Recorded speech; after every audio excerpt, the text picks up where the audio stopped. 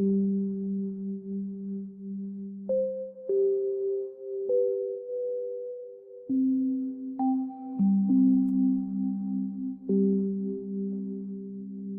often ask me, which language do you think in?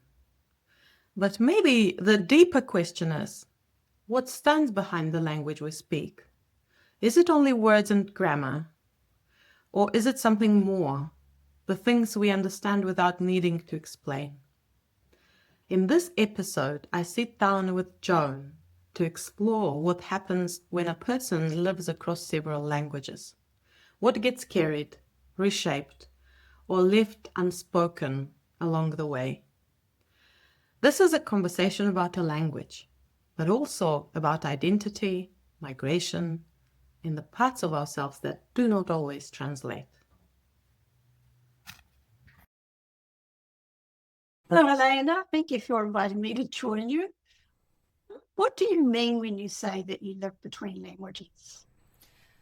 Hi, Joan. It's really good to have you talk to me today about this important topic about languages. What does it mean for me to live in between languages? Actually, I've thought about it a lot. People sometimes ask me, which language do you think in? And that makes me think. For a long time when I lived back in my country in South Ossetia, it felt quite simple. People where I grew up, including my family, my extended family, people in town, everyone spoke the same language. Everything was aligned. We used a mix of Russian and Ossetian to express ourselves, our Ossetian selves, shall I say. And you didn't need to interpret anything. It was clear, understood, the way you speak, the way people think, and there wasn't that distance between people. When was the first time that language changed from you? I think the first time I had to change the way I use language was when we moved to Russia. Russian wasn't unfamiliar to me. I grew up with Russian, but the way people used it was quite different. And I actually had to change the way I understand the meaning, to learn the whole unspoken part and the meaning behind the words in a different way. And the little expressions, how people actually use the words. I had an accent, for example, as well. And the bits that people never speak out and things that are understood without saying them. All those little nuances I had to learn. And that was probably my first time when I had to adapt to a different way of seeing the world. So tell me more about these different ways you've had to adapt. If I was to describe it in one word, I had to become two versions of myself, each living in a different language.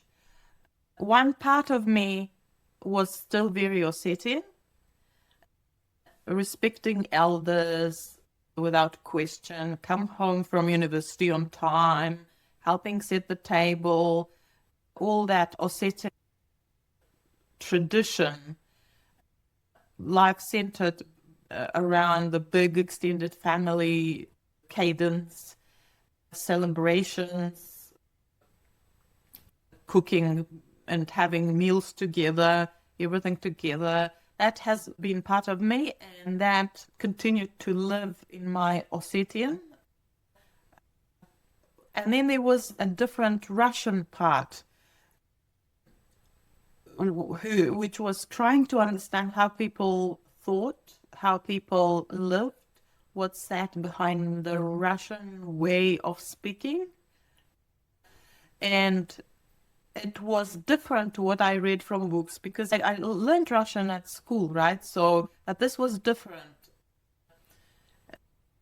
I had to understand the real life meaning of Russian language, not the way we used to use it in Ossetia. And that also includes the way I understood religion, Orthodox Christianity, which stopped being a set of rituals and prayers for me, quite a superficial level of understanding, but I actually embraced the deeper meaning of it, which I then connected later in life.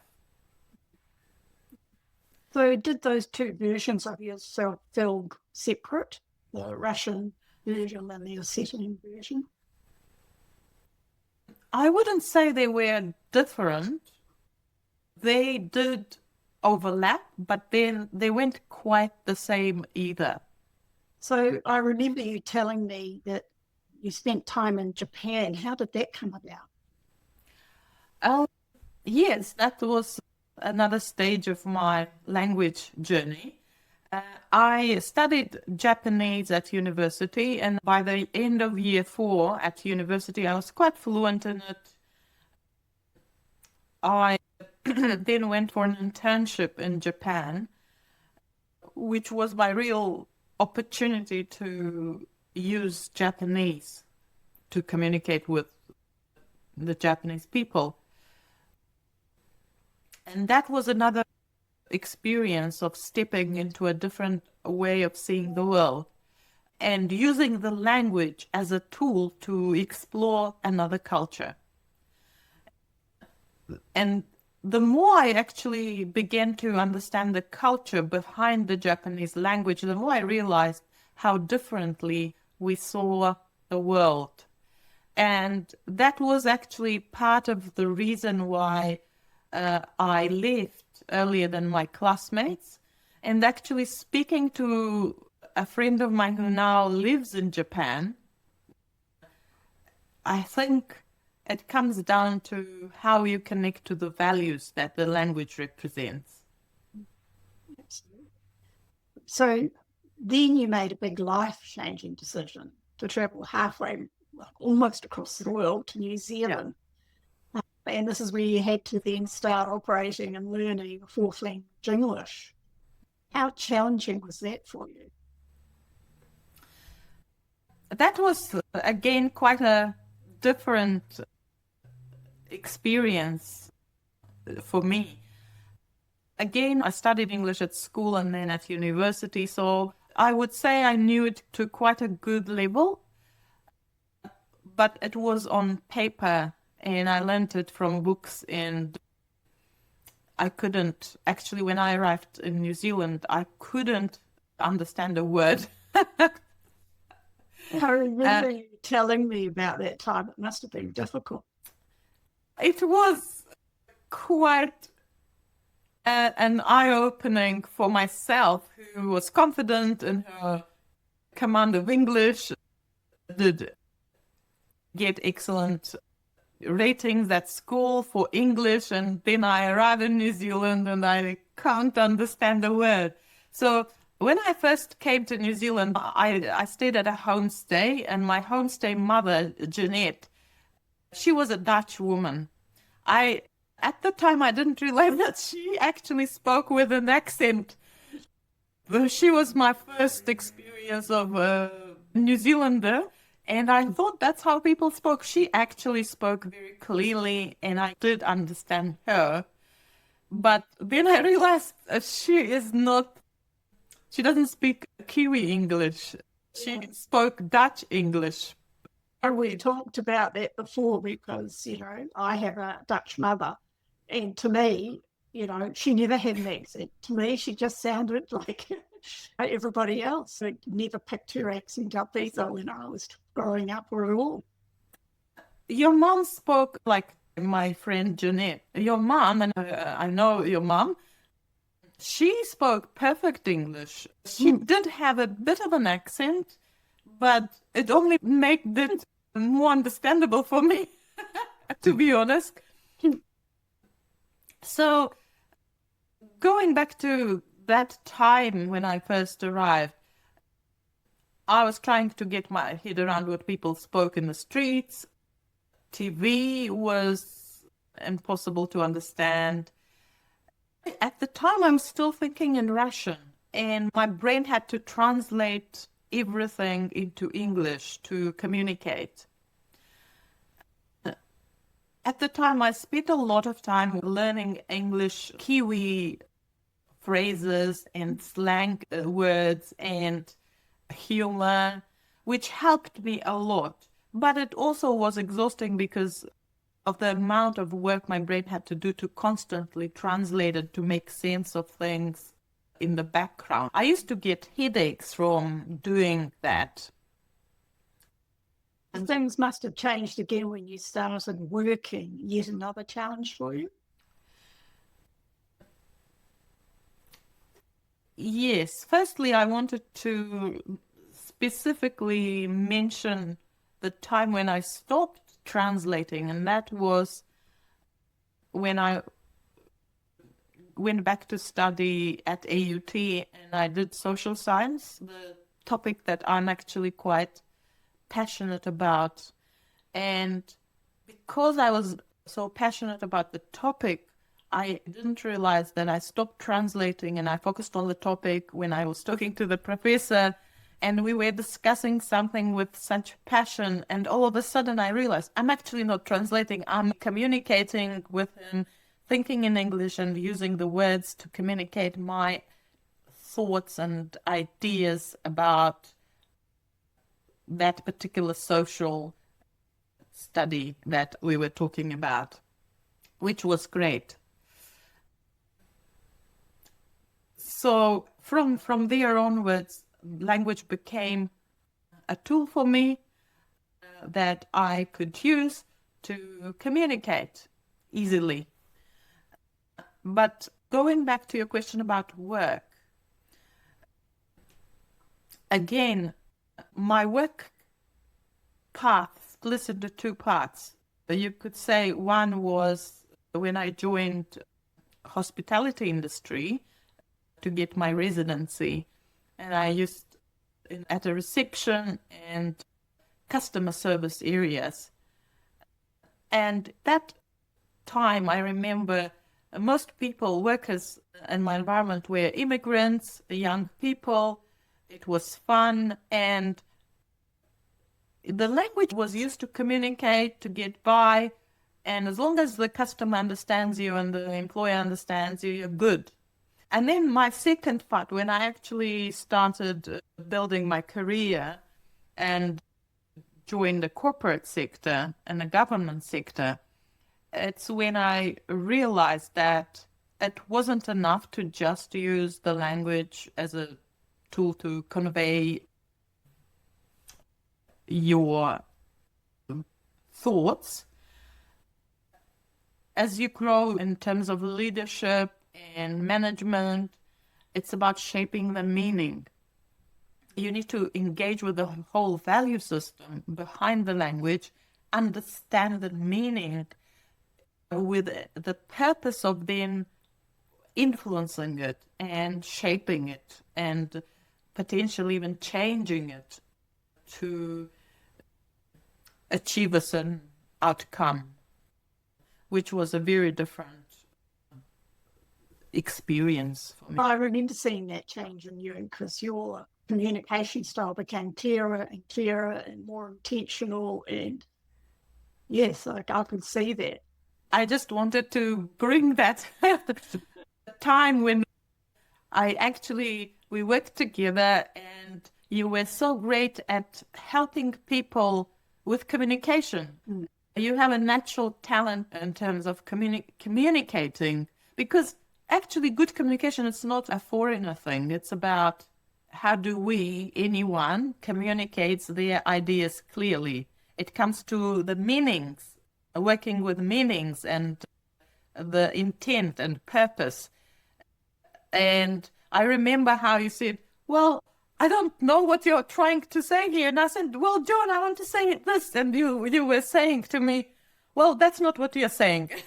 That's not what you're saying. And then you gave me that pattern that I have used ever since to be precise and clear with what I want to say, which is even more important for me as an immigrant. It's important for everyone, but particularly for an immigrant who uses English as their second language. You have to become precise. You have to be crystal clear as to what you want to say to make a difference. Absolutely. So, what does communicating in English mean to you now? Well, now I see two sides to my ability to communicate in English. Firstly, English gave me a structure. In fact, I built my professional identity in English. It helps me communicate and connect ideas, make them visible and compelling to others. This is a skill that I didn't have before I came to New Zealand. This is the skill that I learned in English. And this is great, and I really value this skill. But the language isn't just structure. It also carries behind it meaning, values, shared context, and emotional code that I don't always have because I may not have that shared understanding or background. When I communicate in Russian or Ossetian, that background, common background is there. So you can say very little to be fully understood. Whereas here, I can make myself understood using more words, and I can't ever assume that shared common understanding is there. So I have to build that meaning and shared understanding piece by piece. So, with this difference, when does it impact you the most? I think it impacts me the most when I get emotional. And it's quite interesting to reflect. When I get emotional, English doesn't give me the right level of vocabulary to express myself. I lose words. But also, it doesn't resonate with me at an emotional level. So the emotions are slightly distant for me in English. My emotional vocabulary, you could say it's limited. So in order for me to actually get the message across, I have to step back and let my emotions come down to then become clear again as to what I want to say. And I've learned to do that at home and at work as well. Yes, but we don't always like to think that we have to be emotional at work. But we do get sometimes emotional. We do. Yeah. What doesn't come through then? I think what doesn't come through is different parts of me. Over time, I realized that I'm not just moving between languages. I'm shaping the parts of me that come through. Some things fit naturally. Things that are common or understood in both cultures, they come through and I can easily express them. But other things that are not shared or common, they don't disappear, but they remain unexpressed. That includes deeper layers such as values, attachment, my love for my home country, and sense of belonging, things that make me emotional about a sense of belonging, for example. It's really hard to express them and be understood. Also, humor. Some humor requires really deep understanding of the language. Sometimes we watch one-line jokes, and I struggle with that. It really challenges my brain to get the joke. But some jokes are actually easy to understand because they are the same in all languages. And it's not about the words or knowledge of the words. It's about understanding of the tone, the timing, references made, and things that make them funny without being explained, but they relate to a specific culture, so other people may not understand them. And those things are really hard to carry across from one language to another. A joke can be translated perfectly, but still not land where it should. Or worse, it could have an opposite effect at all. I agree. Sometimes you say something that you think makes sense, but the other person doesn't understand what's behind it. Yes, and it doesn't sound like a joke at all.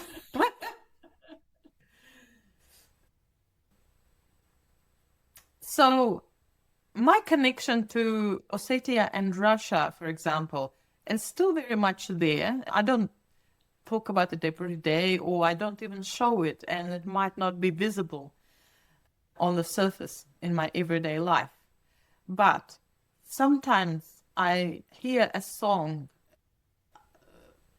on YouTube, for example, and that brings up a whole layer of my childhood or history or, those connections that give me that emotional response.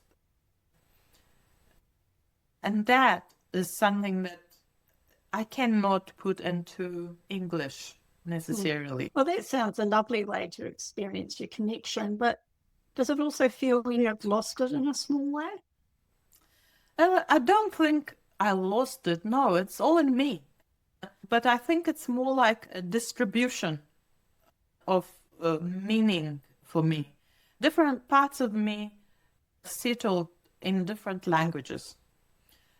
And it's not about what I choose to bring into a language or a culture, but what it allows me to be brought in. And I don't have a need to bring all of those meanings into English, for example, that sit in my Russian self. But I do need it to exist somewhere, whether it's a podcast, whether it's music, whether it's my conversations with people from my country or even the Russian community here. It gives me that way to express my Russian self, which is also important for me. And for me personally, I always puts a smile on my face when I'm looking at social media and I see those lovely dances coming up from your country and they're doing this. And I just smile because I think, that's where Lena comes from. I wonder if she knows how to dance like that. So having that connection and understanding where you've come from, I find really fascinating. I just wanted to point out that you were probably the first person to deeply inquire into my background in New Zealand. I remember it was almost unexpected because Ossetia doesn't exist on a map, so to speak, for New Zealanders. And probably a little bit in the same way that New Zealand doesn't exist on a map for cities. So I don't go into detail about where I'm from. But you inquired about it, and I was very surprised when you brought it up in our team meeting when we were talking about my background. And you did a bit of a presentation about my background. It was really touching for me. And moments like that are very valuable, and they prompted me to try and bring across perhaps as much as I can, because it's good to share who I am to the fullest extent possible with other people in New Zealand.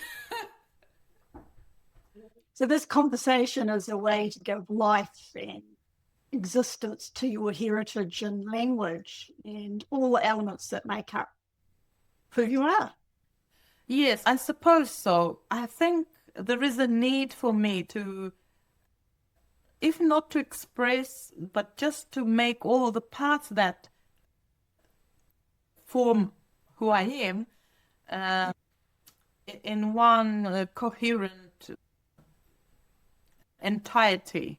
And perhaps this is what prompted me to do this podcast, because I can transcend languages and I can do it in different languages, and it could have the full me in it. As an example, how languages are different and how they carry different emotional loading, I wanted to bring up a famous poem by an Ossetian poet, Costa Hitaguru. Hitakata, that's an Ossetian way of pronouncing his name. I grew up with that poem, and I just wanted to recite a short one here in different languages. This is how it lives for me in Ossetian. Nparman, Kadiudam Mazarek, Kawadofa Kasamiyak, Kanizana Agur Karek, we Zarat Yahifendiyak. As Zille Gotta Kudarin, Kubafidin Isko Mafas, Wadafta and Gorda in Nazarin, Nakusit. I just wanted to point that Ossetian is an older version of Persian language. It's the same group of languages, so it's very different to Russian, which is a Slavic group of languages.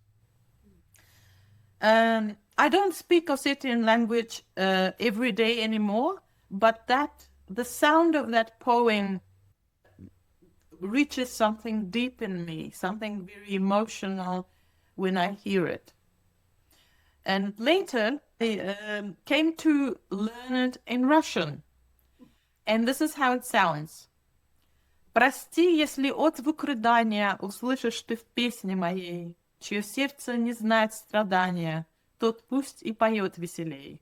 Но если б народу родному мне долг отплатить удалось, тогда бы я запел по-другому, запел бы без боли и слез. It is still school, and now this is how I would say it in English. Pardon me if my song's intonation to you seems like wailing, maybe. Let them who dislike lamentation sing just as they wish merrily. If I went in debt to humanity, if I had some time paid my debt, then I would not sing with such gravity. My sad voice would not echo yet. It is the same meaning. It's actually quite a good translation. But it doesn't resonate with me in English as it does in Ossetian. And this is really the point I wanted to bring across to people. So now we're at the end of this podcast. Can you tell me, what does living between languages mean to you? Well, to live between languages is not to move from one language to another and back. It's a constant negotiation where the meaning can exist. It's negotiating where identity can exist, where belonging can exist, where emotion can exist, where clarity can exist, where one's professional confidence can exist, and where different parts of oneself can be heard. It's not just bilingualism or multilingualism. It's a continuous act of interpretation of words, of culture, of people, memory, and self. I think I don't live in one language, and I don't need to. Thank you, Joan, for having this conversation with me, and I hope to have another conversation with you soon. Yes. Thank you, Elena. Bye.